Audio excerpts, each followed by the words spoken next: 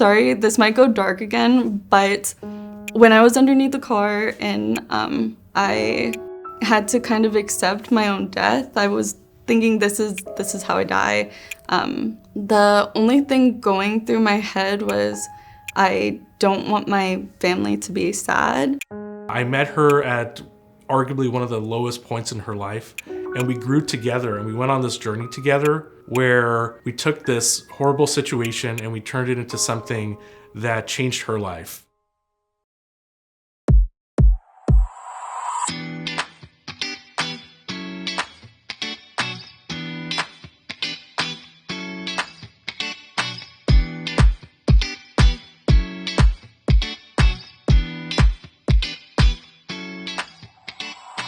I had a really good childhood. My mom was amazing. She was a big part of my childhood. I was really athletic. I played club soccer. I feel like my mom really pushed just being a kind person. I know we're all taught this as a kid, but like treating others as you would like to be treated. So that was something I actually like really took to heart. What inspired me to become a physician was my younger brother, who was diagnosed with type 1 diabetes when he was 4 years old. And I used to accompany him to Children's Hospital Los Angeles.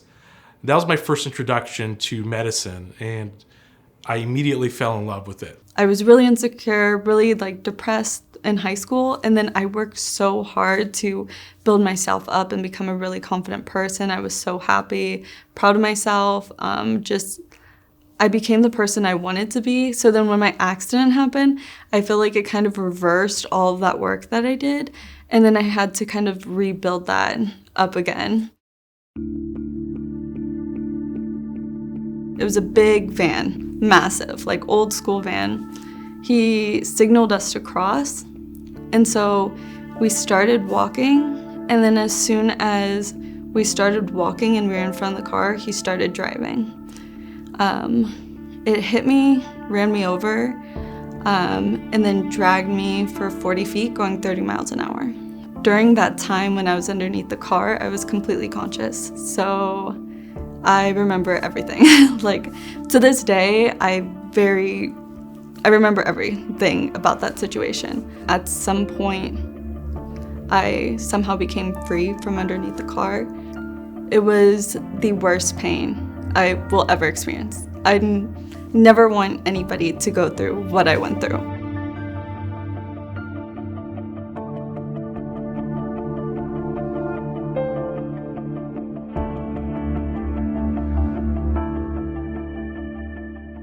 I met her as an evaluation for soft tissue injuries, which I was told it was on her abdomen and on her ear. She was missing a part of her ear, and her entire abdomen was affected by road rash, her skin, her dermis, down to the subcutaneous tissues. And the goal was to stabilize her soft tissue injuries. And that was in the form of a skin graft, and we had extensive conversations of what a skin graft meant. I took a principle in plastic surgery called tissue expansion, and I applied it to Bree's case in particular.